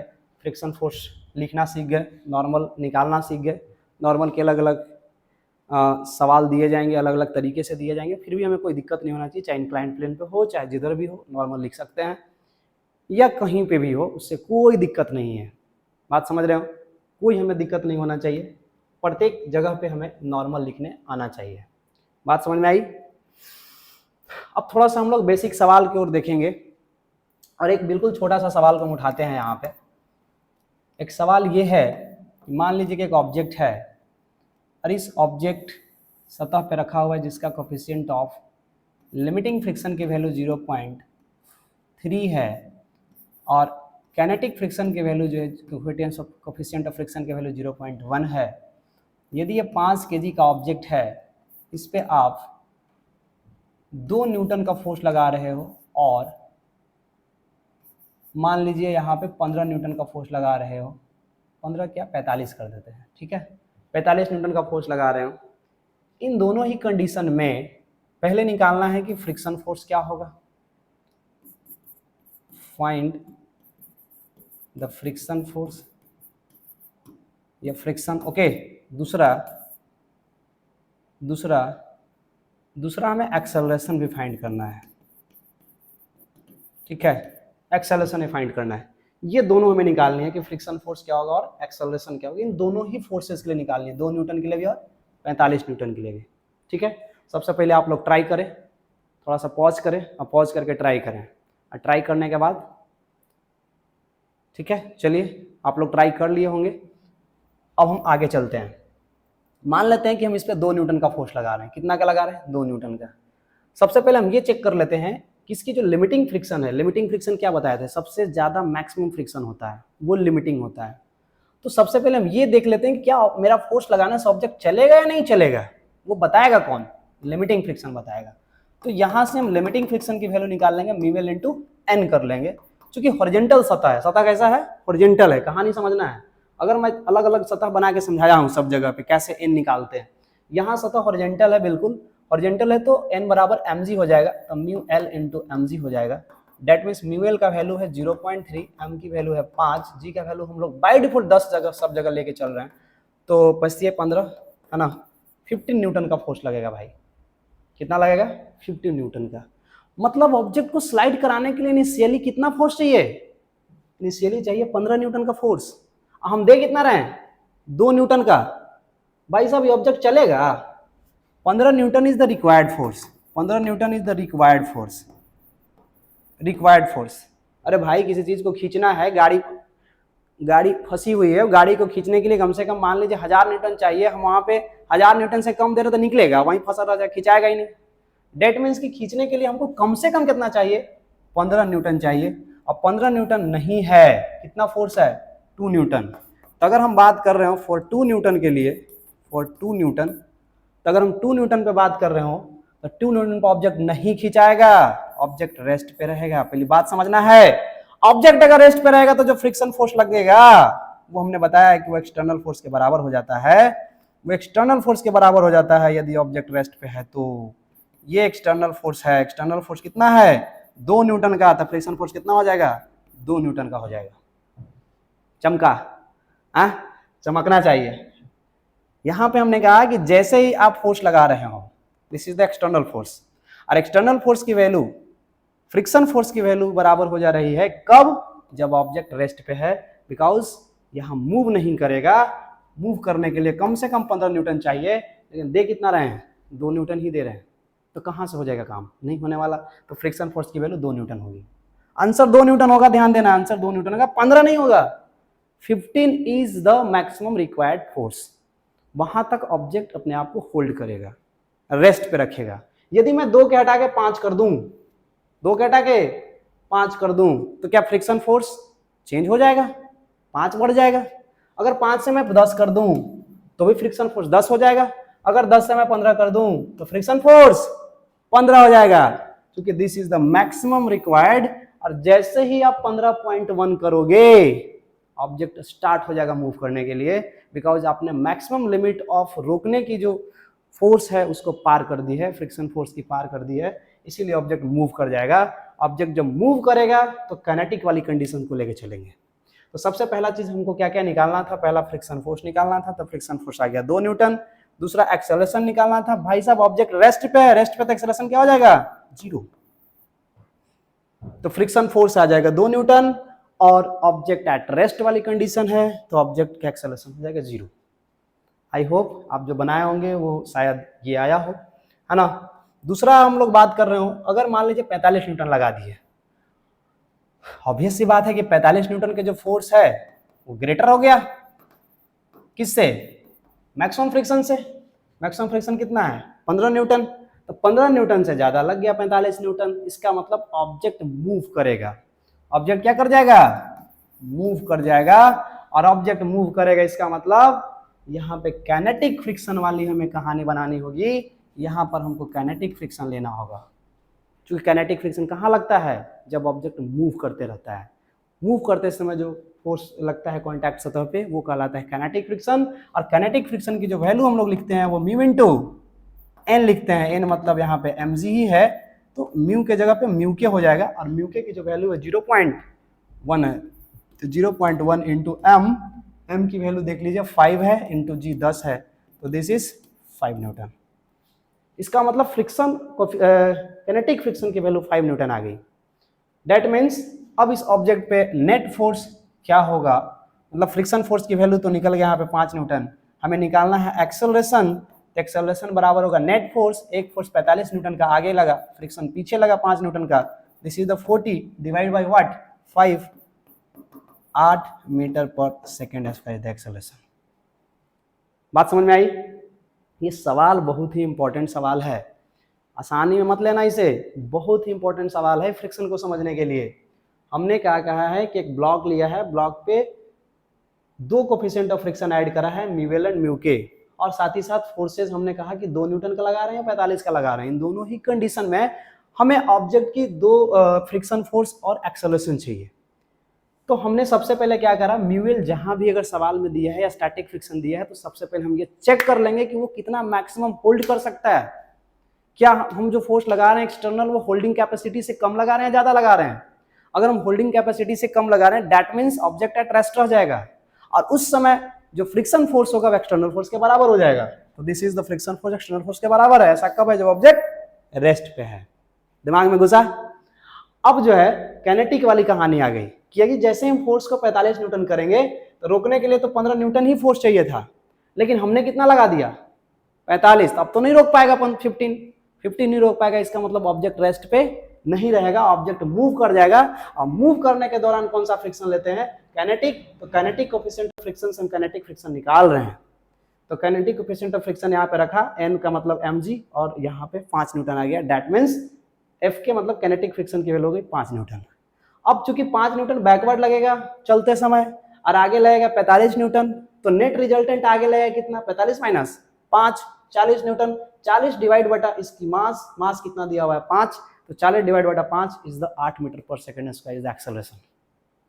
ठीक है, तो आई होप ये जो है पूरा कंडीशन क्लियर हो गया होगा कि किस प्रकार से हमने इसको सोल्व करा है, ठीक है, और दिमाग में बातें गई होंगी। ओके, चलिए एक दूसरा सवाल भी ले लेते हैं, है ना। आज तो सवाल ही करने हैं, जब सवाल ही करने हैं तो सवाल ही करते हैं, क्या है दिक्कत। ओके,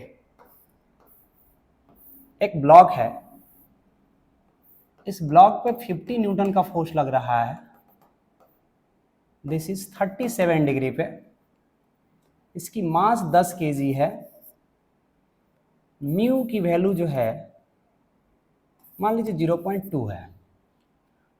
अब यहाँ म्यू की वैल्यू दी हुई है, ये पता नहीं है कि वो क्या है कंडीशन, उन्होंने कुछ नहीं बोला है, स्टैटिक है, ये है, वो है, कुछ नहीं है। अगर ये दिया है, साथ ही साथ ये दिया मान लीजिए मूव करेगा, ये मूव कर जाएगा, यहाँ पे लिख दिया हुआ है कि मूव करेगा। अगर ये मूव करने के लिए लिखा हुआ है, डेट मीन्स ये है, अगर ये मूव कर, ये काइनेटिक फ्रिक्शन होगा। इसे तो हम फ्रिक्शन फोर्स की मैक्सिमम वैल्यू निकाल करके चेक कर लेंगे, और चेक करके हमें पता भी चल जा सकता है कि ऑब्जेक्ट रेस्ट पे रहेगा या मूव करेगा। चलिए हम इसको हटा देते हैं थोड़ा देर के लिए। ऐसा ही मान लीजिए सवाल ऐसा ही, यार कुछ नहीं है, बस म्यू दिया हुआ 0.2 और ऑब्जेक्ट है और फोर्स जो है 50 न्यूटन का 37 डिग्री पे लग रहा है, बात खत्म। बतानी क्या है, फ्रिक्शन फोर्स, बतानी क्या है, एक्सेलरेशन, ये दोनों फाइंड करने हैं। तो बताओ फ्रिक्शन फोर्स कितना लग रहा होगा और एक्सेलरेशन कितना लग रहा होगा। This is the friction force और एक्सेलरेशन कितना लग रहा है, इस पे एक्सेलरेशन कितना होगा वो निकालना है ऑब्जेक्ट। अब 50 न्यूटन का दो कंपोनेंट हो जाएगा, एक आगे के साइड में हो जाएगा 50 cos 37, एक अपर साइड में हो जाएगा, दिस इज द 50 sin 37। थोड़ा सा मैं ऊपर वाले पार्ट को मिटा देता हूँ। ओके, ये दो कंपोनेंट के रूप में काम कर रहे होंगे, आई होप आपको समझ में आ रहा होगा। ओके, अब यहाँ पे अगर मुझे फ्रिक्शन फोर्स लिखनी है तो कहानी तो वही है, फ्रिक्शन फोर्स लिखनी है म्यू इंटू एन लिखो।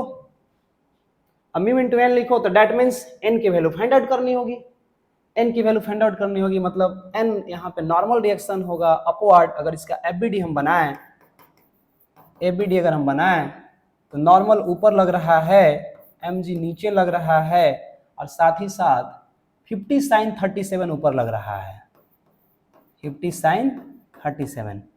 तो हम यहाँ से कह सकते हैं कि नॉर्मल की जो वैल्यू है वो mg माइनस 50 sin 37 है, ये है क्या, नॉर्मल। अब जो जो वैल्यूज हम पुट कर लेंगे उसको पुट करके हम निकाल लेंगे, उसमें कोई दिक्कत नहीं है। ओके, तो जो फ्रिक्शन फोर्स आ जाएगा वो म्यू इंटू एन आ जाएगा, और एन की जो वैल्यू होगी वो mg में से घट जाएगा 50 sin 37। ओके, 37 डिग्री ये घट जाएगा, डिक्रीज कर जाएगा, ये डिक्रीज कर जाएगा। बात समझ में आई। अब यहाँ म्यू का वैल्यू दिया गया है, म्यू का वैल्यू दिया गया 0.2, एम का वैल्यू दिया गया 10, जी भी मान लेते हैं 10, साइन 37। थोड़ा सा हम लोग ट्रिपलेट बनाते हैं तो क्या ध्यान देते हैं, 37 है, इसके जस्ट सामने 3 है, 4 है, 5 है। ओके, 3, 4 और 5 है। अगर मुझे लिखना हो साइन 37, साइन 37 कितना हो जाएगा, 3/5, तो 3/5 मतलब कितना हो गया, 30 हो जाएगा। ओके, 3/5 30 हो गया। तो यहाँ पे कितना आ गया, 100 में से 30 गया 70, और 7 दूना 14 न्यूटन का फोर्स लगेगा भाई, फ्रिक्शन फोर्स। बात पहले समझनी है। अब अगर हम यहाँ देखें, यहाँ पे निकल गया हमें 14 न्यूटन, ठीक। अब ये फॉरवर्ड डायरेक्शन में आगे फोर्स कितना लगा रहा है, तो आगे फोर्स लगा रहा है 50 cos 37। cos 37 की अगर वैल्यू हम यहाँ पे निकाल के देखें तो 50 इंटू cos 37 कितना हो जाएगा, 4/5, 4/5 मतलब 40 न्यूटन। इसका मतलब 50 न्यूटन का दो कंपोनेंट हो गया, एक हो गया आगे के साइड में जो कि 40 न्यूटन हो गया, और ऊपर कितना हो गया, ऊपर हो गया 30, ये 30 न्यूटन हो गया। तो ऊपर साइड में 30 हो गया और आगे साइड में 40 न्यूटन हो गया। अब चूंकि आगे 40 न्यूटन है और मैक्सिमम जो फ्रिक्शन लग सकता है कितना लग सकता है, 40 न्यूटन लग रहा है, तो मैक्सिमम फ्रिक्शन 14 न्यूटन लग रहा है, और 40 आगे लग रहा है, इसका मतलब ऑब्जेक्ट मूव कर जाएगा। ऑब्जेक्ट क्या कर जाएगा, मूव कर जाएगा। तो फ्रिक्शन फोर्स की वैल्यू तो हम यहाँ निकाल लिए हैं कि फ्रिक्शन फोर्स की वैल्यू हमारा क्या आ रहा है, दिस इज 14 न्यूटन। और जब ऑब्जेक्ट मूव कर जा रहा है तो एक्सेलरेशन जो हो जाएगा वो एफ नेट डिवाइड बटा मास, और एफ नेट का मतलब आगे फोर्स लगा 40 minus 14 divide by mass, mass is the 10, तो यहाँ से आ गया आपका कितना 26, ओके। तो 26 मतलब 2.6 मीटर पर second square is the acceleration, ये एक्सेलरेशन है ना। इंटरेस्टिंग सवाल भाई, सवाल बिल्कुल इंटरेस्टिंग है, सवाल करो ना, मजा आ जाएगा सवाल करने में। एक ब्लॉक है, 50 न्यूटन का हमने फोर्स लगाया, इसका 2 कंपोनेंट करा, कंपोनेंट करने के बाद जो है हमें वैल्यू निकालना था कि फ्रिक्शन फोर्स कितना आएगा, और साथ ही साथ हमें बताना था कि एक्सेलरेशन कितना आएगा। तो हमने सबसे पहले ये चेक करा कि फ्रिक्शन फोर्स होगा कितना, this is mu into N. N की वैल्यू निकालने के लिए हमने एफबीडी खींचा, और एफबीडी खींचा और खींच करके यहाँ से एन की वैल्यू हमने निकाला, और कुछ प्रकार इस प्रकार से एन की वैल्यू आया। यहाँ जैसे ही हमने पुट करा तो हमें यहाँ से फ्रिक्शन फोर्स मिल गया, और फ्रिक्शन फोर्स की जो वैल्यू है वो लगाने जाने वाले फॉरवर्ड फोर्स से कम है, इसका मतलब ऑब्जेक्ट मूव करेगा, और ऑब्जेक्ट जब मूव करेगा उस समय जब एक्सेलरेशन लिखते हैं तो टोटल एफ नेट बटा एम लिखते हैं न्यूटन्स लॉ से, Newton's law of motion, okay. तो न्यूटन्स लॉ ऑफ मोशन से हम लोग टोटल एफ नेट बटा एम लिख रहे होते हैं। तो ये कहानी है यहाँ पे, ठीक है, ये इंटरेस्टिंग सवाल रहा। और हम लोग बहुत सारे सवाल करेंगे, बहुत सारे सवाल करेंगे, सवाल की कमी नहीं है। जितना हमने न्यूटन्स लॉ में सवाल करा है, जो सवाल करा है वो सारा के सारा सवाल यहाँ किया जा सकता है, वो एकदम डिट्टो सवाल हम लोग यहाँ पे कर सकते हैं, कोई दिक्कत नहीं है, ओके। चलिए एक और सवाल हम देते हैं, थोड़ा सा बुद्धि लगाएं, और इस सवाल में यहाँ निकालने का मतलब सारा चीज़ वही है, ऐसा नहीं कि कोई चेंज है। चलिए यहाँ पे 3 ब्लॉक हमने दे दिया है, और ये तीनों ब्लॉक जो हैं किसी सतह पे रखे हुए हैं, तीनों का मास अलग अलग है। सपोज डैट इसका मास है 5 kg, इसका मास है 2 kg, इसका मास है 3 kg। हम यहाँ पे 50 न्यूटन का फोर्स लगा रहे हैं। T1 है रस्सी का टेंशन, T2 है, कोफिशिएंट ऑफ फ्रिक्शन की वैल्यू 0.1 है। सब जगह नेचर ऑफ सरफेस सेम है, ठीक है, तो कोफिशिएंट ऑफ फ्रिक्शन सेम है, ऐसा नहीं कि अलग अलग है, तीनों जगह सब जगह अलग अलग नहीं है, सब सेम है, ठीक है। बतानी है find acceleration of the system, ये निकालना है। दूसरा find the tension T1 and T2। तो 2 चीज़ें हमें निकालनी है, पहला तो ये निकालना है कि एक्सेलरेशन क्या होगा इस सिस्टम का, और दूसरा निकालना है कि टेंशन क्या होगा। चलिए तो सबसे पहले आप लोग ट्राई करें इसको, ओके। स्क्रीन को पॉज कर लें, अब पॉज करके पहले ट्राई करें, और ट्राई करने के बाद तब हम थोड़ा सा ट्राई करते हैं, है ना, पानी पी लेते हैं।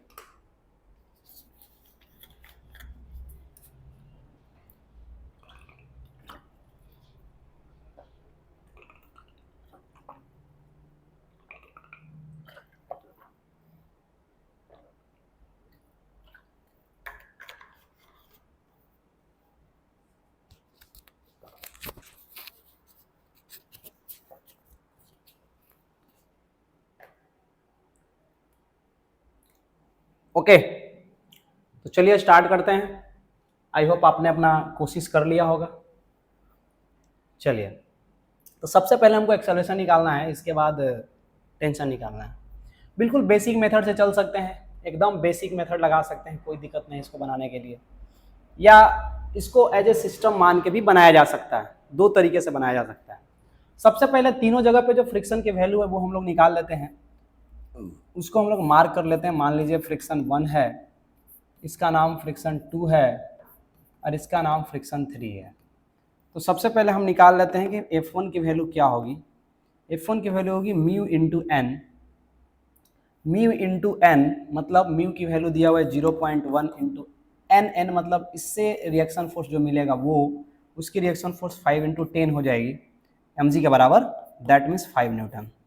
अगर हम F2 की बात कर रहे हो तो 0.1 इंटू एन मतलब यहाँ पे mg मतलब 2 इंटू 10 मतलब 2 न्यूटन। और साथ ही साथ अगर हम F3 की बात कर रहे हो तो 0.1 into 1 into 10 that means 1 Newton. तो ये F1, F2 और F3 तीनों जो फ्रिक्शन फोर्स हैं वो तीनों के तीनों फ्रिक्शन फोर्स यहाँ पे हमने निकाल दिया है। बहुत अच्छा। अब अगर मैं कहूँ कि यदि मैं इसको आगे खींचूं तो क्या तीनों का एक्सेलरेशन एक ही होगा? एक ही होगा। तो क्या मैं तीनों को एज ए सिंगल एंटिटी मान लूँ? सिंगल एक अकेला मान लो तो अगर ठीक है मान लेते हैं, एक अकेला अगर मान लो इस अकेला पे 5 2 3 मतलब 10 केजी का ऑब्जेक्ट पे एक आगे से फोर्स लग गया 50 न्यूटन का, और इन तीनों का वजह से जो फ्रिक्शन फोर्स आ रहा है 5 2 7 एक 8 न्यूटन का फ्रिक्शन फोर्स बैकवर्ड लग गया। तो ऑब्वियस सी बात है कि ऑब्जेक्ट आगे एक्सेलरेट कर जाएगी। इसको हमने सिस्टम बना दिया है, ओके, इसको हमने सिस्टम बना दिया है। तो ऑब्जेक्ट आगे एक्सेलरेट करेगी तो जो एक्सेलरेशन होगा वो नेट फोर्स 50 माइनस 8 कितना हो जाएगा 42 डिवाइड बटा टोटल मास 10 मतलब 4.2 मीटर पर सेकेंड स्क्वायर। एक्सेलरेशन हमने फाइंड कर लिया, बहुत आसानी से एक्सेलरेशन हमने निकाल लिया। हमने सिस्टम बना लिया और सिस्टम बना करके इसको एज इट इज ट्रीट कर दिया जैसे न्यूटन्स लॉ ऑफ मोशन हमने निकाला था, टोटल को सिस्टम मानते हुए, है कि नहीं। कितना आसान हो गया निकालना एक्सेलरेशन। अब एक्सेलरेशन निकल गया तो बाकी सारी कहानी निकल गई, खत्म। अब 5 केजी पे एफबीडी लिख दो, एफबीडी ऑन 5 केजी। 5 केजी पे एफबीडी लिखेंगे तो क्या समझ में आ रहा है, आगे की तरफ टेंशन है T2, पीछे के साइड में क्या है F1 फ्रिक्शन। ऑब्जेक्ट एक्सेलरेट करेगा क्योंकि एक्सेलरेशन कांस्टेंट है और वो सबके लिए है। अब यहाँ दो फोर्स हैं तो T2 लीड कर जाएगा, फ्रिक्शन फोर्स रोकेगा, मास इनटू एक्सेलरेशन। T2 की वैल्यू निकालनी है, F1 प्लस MA। M किसका मास लेना है 5 केजी। बात समझ में आ रही है। F1 की वैल्यू हमने निकाल रखा है, F1 की वैल्यू कितना 5 न्यूटन और मास हो गया 5, एक्सेलरेशन हो गया 4.2। तो यहाँ से आ गया 5 प्लस 5 दूना 10 4 दूना 8 9, डेट में 1 मिनट गलत कर दिया हमने, 5 दूना 10 पंचों के 20, 20 से 1 21, 21 से 5 26। तो T2 जो आ गया वो आ गया 26 न्यूटन।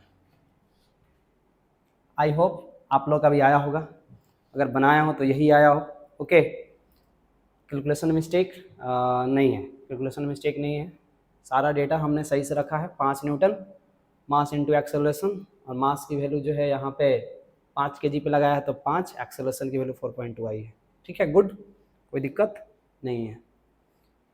अब चलते हैं इस 2 केजी पे, एफबीडी कहाँ लिख देते हैं 2 केजी पे, एफबीडी ऑन 2 केजी। 2 केजी पर अगर एफबीडी लिखेंगे तो T1 आगे है, T2 पीछे है, फ्रिक्शन पीछे है, एक्सेलरेशन आगे है।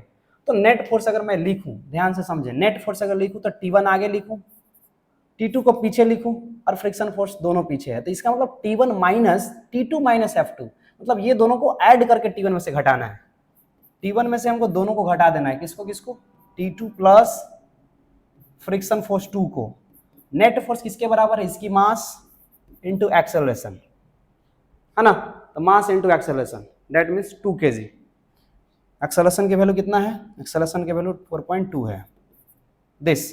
तो यहां से टेंशन T1 आ गया, टेंशन T1 क्या आ गया कि भाई साहब T2 प्लस F2 प्लस यहाँ पे आ गया 2 दूना 4 और 4 दूना 8, 8.4। तो यहाँ से टेंशन 2 कितना आ गया, टेंशन 2 जो आ गया हमारा, एक मिनट, सॉरी, टेंशन 1 कितना आ गया, टेंशन 2 हमने निकाल रखा है 26 न्यूटन, तो 26 आ गया यहाँ पे, प्लस F2 की वैल्यू कितना आ गया, F2 की वैल्यू 2 है और प्लस 8.4। तो आप यहाँ पे क्या कर सकते हैं कि आप यहाँ पे, एक मिनट थोड़ा मैं पेज ऊपर कर देता हूँ। तो यहाँ पे क्या आ गया 8.4, टोटल हम लोग ऐड कर रहे हैं 26 और 8 2 10, ठीक है, 10 26 10 36.4, दिस इज द T1। तो that means T1 and T2 जो है वो अलग अलग आ रहे हैं। क्या दोनों के वैल्यू T1 एंड T2, हाँ वो अलग अलग हो सकते हैं क्योंकि फ्रिक्शन फोर्स भी तो यहाँ लग रहा है ना। तो डेट मीन्स कि इस प्रकार से यहाँ पर जो है वैल्यूज आ रहे हैं, आप लोग इसको मिला लेंगे और देख लेंगे यहाँ पे कैलकुलेशन वाइज। तो इस प्रकार से हम लोग इसको करेंगे, ठीक है, बिल्कुल ही एकदम डिटो NLM में जो करा गया है उसी प्रकार से हमको इसको करना है। सारा कॉन्सेप्ट वैसा ही लगाना है एज इट इज जैसे कि हमने NLM में लगाया है, ओके। अब अगर हम आगे बात कर रहे हो थोड़ा सा, अब स्टैंडर्ड सवाल पे चलते हैं। हमने बेसिक थोड़ा बहुत सीख लिया है कि एफबीडी बनानी कैसे है, फ्रिक्शन फोर्स देखना कैसे है, लगाना कैसे है। थोड़ा सा सवाल के स्टैंडर्ड को बढ़ाते हैं और सवाल के स्टैंडर्ड को बढ़ाते हुए थोड़ा सा एक अच्छा सा सवाल करते हैं।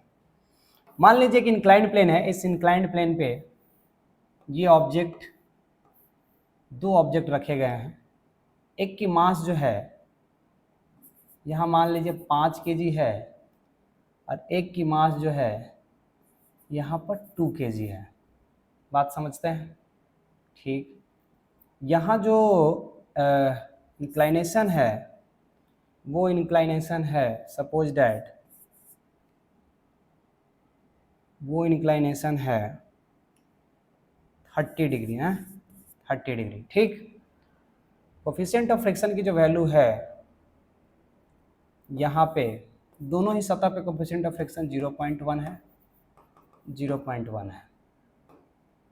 बतानी ये है कि इसमें अगर दोनों को एक साथ हम पकड़ के छोड़ दें, रिलीज करें, तो रिलीज करने के जस्ट बाद इसमें टेंशन कितना होगा? What is the tension? हमने क्या कहा कि जैसे हम उन दोनों को एक बार पकड़ के रिलीज कर दें तो जैसे मेरा हाथ उससे हटेगा उस समय इसमें टेंशन कितना होगा, टी कितना होगा, ये सवाल है। बनाने के तरीका वही रहने वाला है। सबसे पहले आप लोग ट्राई करें, इसे थोड़ा सा खुद से बुद्धि लगाएं और ट्राई करके देखें कि क्या है कहानी। ओके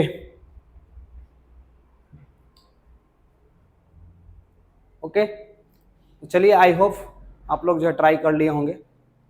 अब हम लोग इसको एक्सप्लेन करते हैं। चलिए मान लेते हैं कि ये ऑब्जेक्ट है ए, ये ऑब्जेक्ट है बी।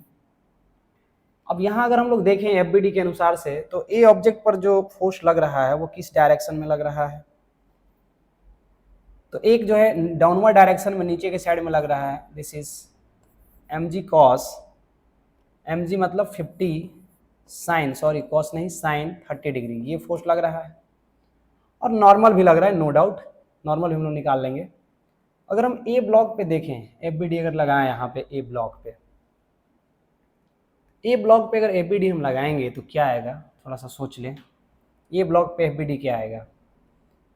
तो 50 साइन 30, 50 साइन 30 का मतलब हो गया 25, यानी कि 25 हम यहाँ पे लिखेंगे NLM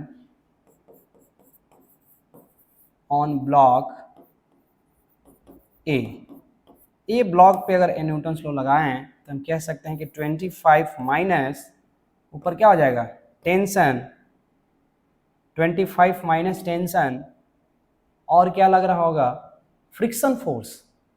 फ्रिक्शन फोर्स कहाँ लग रहा है? ऊपर ही तो लग रहा है इसको रोकने के लिए। Minus friction force is mu into M G cos theta, M is the 5g, मतलब M G cos theta, cos is the 30 degree.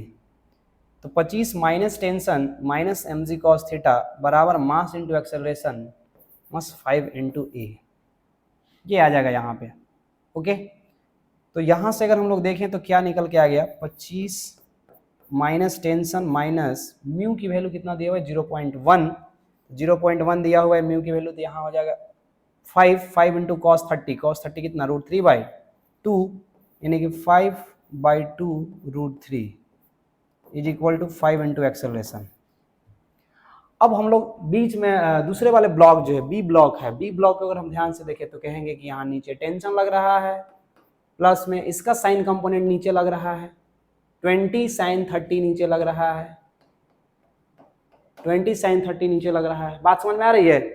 20 sign 30 नीचे आ रहा है, क्यों? क्योंकि इसका एक एम जी का साइन कंपोनेंट नीचे के साइड में लगेगा। तो t प्लस 20 साइन 30 मतलब 10 डाउनवर्ड है, माइनस फ्रिक्शन फोर्स हो गया म्यू इंटू म्यू मतलब 0.1 into M G cos theta, M G मतलब हो गया 20 और cos theta cos 30 is equal to net force is equal to what, mass into acceleration. तो डेट मीन्स यहाँ पे क्या आ जाएगा, अगर हम लोग ध्यान से देखें तो यहाँ आ गया टेंशन प्लस 10 माइनस 2 और कॉस 30 की वैल्यू होता है √3/2, 2 से 2 कटा मतलब √3 आ गया, इज इक्वल टू 2 इंटू ए। यहाँ आया हुआ 5 इंटू ए। इन दोनों को थोड़ा सोल्व करते हैं, सोल्व करके देखते हैं कहानी क्या आ रहा है। फर्स्ट और सेकंड को ऐड कर देते हैं, फर्स्ट प्लस सेकंड। तो जैसे ही ऐड करेंगे तो टेंशन को काट देगा, तो यहाँ से 25 और 10 कितना हो जाएगा, 35, और इसके बाद माइनस √3, इसके बाद माइनस 5 √3/2 हो गया। ठीक है, तो 5 √3/2 हो गया इज इक्वल टू 5 और 2 कितना हो गया, 7। यहाँ अगर ध्यान से देखें तो सॉल्यूशन अगर इसका करा जाए, ठीक है, तो आ जाएगा 35 दूना के 70 माइनस कितना हो जाएगा 2√3 माइनस 5√3 डिवाइड बाई 2, 7 दूना के 14 हो गया। यहाँ ध्यान से देखेंगे तो 7 से ही कटेगा, अगर हम लोग देखें तो 5 2 7√3 आ गया ये बराबर 14a, तो 7 से कट जाएगा तो 10 minus √3 is equal to 2a, तो एक्सेलरेशन आ गया 10 माइनस √3 डिवाइड बटा 2। This is the acceleration. मतलब एक्सेलरेशन जो है वो पॉजिटिव है, मीन्स दोनों की एक्सेलरेशन जो है सेम है, तो आगे वाला ऑब्जेक्ट जो है आगे चलता जाएगा, पीछे वाला वैसे ही क्या होता जाएगा, खिंचा के आगे की तरफ बढ़ता जाएगा। ऐसा नहीं, इसमें बहुत सारे कंडीशन है। ऐसा हो सकता है कि इसके द्वारा जो लगाया गया फोर्स हो और इसके द्वारा जो लगाया गया mg cos थीटा जो तो वो वैल्यू आ रहे हैं यहाँ पर। इसको आप आसान सवाल मत लेना इसे, भले ही हम डेटा वैसा दे दिए जिसमें हमें ये वैल्यू आ गया। अगर 20 sin 30 की वैल्यू अगर हम देखें और यहाँ पर 50 sin 30 की वैल्यू अगर देखें, सपोज डेट मैं ए ब्लॉक को बी के जगह रख देता, सिर्फ सवाल मैं चेंज कर देता, सिर्फ सवाल में क्या करता, चेंज कर देता, कहानी गजब का पलटती। अगर मैं ये कहता कि भाई साहब सवाल 2 kg वाला नीचे है, 5 kg वाला ऊपर है, बस डिट्टो कहानी सेम है, कहानी में कोई चेंज नहीं है। हमने करा क्या है, 2 kg वाला को नीचे रख दिया, 5 kg वाला को ऊपर रख दिया है, बता रहे हैं यहाँ कहानी बदल जाएगी। यहाँ पर टेंशन उतना नहीं आएगा, एक्सेलरेशन उतना नहीं आएगा, है ना। ऐसा बोलेगा क्यों, इसके पीछे रीजन है, देखा। अगर मान लीजिए कि ये जब इस पे चल रहा और इस पे ग्रेविटी जो है फोर्स जो लगा रही है, सपोज दैट मान लीजिए कि F1 फोर्स लगाए और इस ऑब्जेक्ट पे जो ग्रेविटी फोर्स लगाया वो F2 लगाया। अगर मान लेते हैं कि F1 is greater than F2, अगर इस पे लगाने वाला जो फोर्स है नीचे के साइड में कंपोनेंट वाला वो ज्यादा बड़ा है अगर F2 से, तो भाई साहब इसका एक्सेलरेशन फास्ट हो जाएगा ना इससे। बात समझ में आ रही है। अगर पीछे वाला जो ब्लॉक है उस पर अगर इधर के साइड में जो फोर्स लग रहे हैं F1 जिसको मैं नाम दिया हूं, अगर ये F1 बड़ा है इस F2 से, तो ऑब्वियस सी बात है कि 5 kg वाला ज्यादा तेजी से स्लाइड कर जाएगा। और अगर ये तेजी से स्लाइड कर जाएगा, अगर ये मान लीजिए कि यहाँ पर ये 2 सेंटीमीटर चला, अब ये 1 सेंटीमीटर चला, तो रस्सी ऐसे रह जाएगा, रस्सी स्लैग कर जाएगा, तो स्लैग कर जाएगा रस्सी, और जैसे ही रस्सी स्लैग करेगा तो टेंशन क्या हो जाएगा, 0 हो जाएगा। तो बहुत ही इंटरेस्टिंग सवाल है। हम भले ही यहाँ पे डेटा को इस प्रकार से रखे हैं कि हमारा जो आंसर है वो कुछ इस प्रकार से आ रहा है, लेकिन यदि आप डेटा को चेंज करो, थोड़ा सा खेल अच्छा करना है, तो इस डेटा पे थोड़ा खेल के बताओ कि यहाँ टेंशन कितना आएगा, तो यहाँ समझ में आएगा टेंशन 0 आ रहा है, बिकॉज रस्सी स्लैग कर रहा है। ऊपर वाले ऑब्जेक्ट तेजी से स्लाइड कर रहे हैं, नीचे वाला धीमा कर रहा है, तो ऑब्वियस सी बात है नीचे जाकर कोलाइड भी कर सकता है वो। बात समझ में आ रही है, क्योंकि ऊपर वाला फास्ट है। ऐसा हो सकता है, कोई बड़ी बात नहीं, ऐसा हो सकता है कि ये धीरे धीरे चले या तेजी से चले, तो डिपेंड करेगा ना फोर्स पे, नेट फोर्स कितना है किस पे। नेट फोर्स डिसाइड करेगा एक्सेलरेशन को, कि एक्सेलरेट करेगा कितना तेजी से। तो that means we can not जज द सवाल देख करके मतलब देख के सवाल को नहीं जज कर सकते हैं कि यही सवाल है और ऐसे ही बनेगा। सवाल की अलग अलग वैरायटी है, सवाल अलग अलग तरह से पूछे जाते हैं, but concept is the main thing. you have to build your concept. Okay, if you want to succeed, if you want to acknowledge properly, then you have to focus on the knowledge पे focus करना होगा। और सिर्फ मतलब रट लिए और एक टाइप का सवाल बना लिए तो वैसे नहीं बनना है, वैसे आपको समझ में भी नहीं आएगा और चीज़ें रटा रटाई रह जाएगी और वैसे ही काम कर जाएगा। अब एक्सेलरेशन निकल गया तो इस वैल्यू को हम कहीं पे पुट कर लेंगे इक्वेशन 1 में या 2 में, तो हमें क्या निकल जाएगा, टेंशन निकल जाएगा। तो डेट मीन्स कि हम लोग इस प्रकार से जो है सवाल को करेंगे। और भी बहुत सारे सवाल होंगे इसमें, एक सवाल नहीं है। अभी हमने बेसिक डिस्कशन करा है फ्रिक्शन को लेकर के, छोटे छोटे सवाल करें हमने, छोटे छोटे सवाल को किस प्रकार से नॉर्मल लिखते हैं, फोर्सेज लिखते हैं, बनाते हैं, लेकिन बेसिक सब में एक ही चलेगा। बेसिक से कहीं भी हमें चेंज नहीं करना, बेसिक जैसे हमने सिखाया है वैसे समझना है, एफबीडी बनानी है, फोर्सेस को लिखना है, मार्क करना है, और साथ ही साथ वहाँ पे जो जो कंडीशंस दिए गए हैं उस कंडीशन में थोड़ा सा अपना विवेक का इस्तेमाल करते हुए सवाल को सोल्व करना है, तो बिल्कुल बनेगा, कोई दिक्कत नहीं होगा। ठीक है, तो चलिए आज के लिए इतना ही, बहुत हो गया। और अगले लेक्चर में हम लोग जो है फ्रिक्शन का एक बढ़िया सा जो क्वेश्चन होगा, अच्छे अच्छे क्वेश्चंस जो फ्रिक्शन के जेईई मेंस और एडवांस लेवल के सवाल होंगे, नीट लेवल के जो सवाल होंगे उसको मैं कराऊंगा, देखने एकदम मजा आएगा एकदम। आई होप जो है आपको ये बात समझ में आया होगा। और जो लोग Newton's law of motion NLM नहीं पढ़े हैं उसके लिए मैं न्यूटन्स लॉ ऑफ मोशन के अलग से वीडियो बना दूंगा। ठीक है, थोड़ा न्यूटन्स लॉ ऑफ मोशन पे आपको पकड़ रहेंगे, तभी आप फ्रिक्शन को अच्छे से समझ पाओगे, फ्रिक्शन में अच्छा अपना योगदान दे पाओगे। इसलिए हमें एनएलएम को अच्छे तरीके से समझ में आना पड़ेगा। ठीक है, तो आज के लिए इतना ही है ना, आज के लिए इतना ही, चलिए धन्यवाद।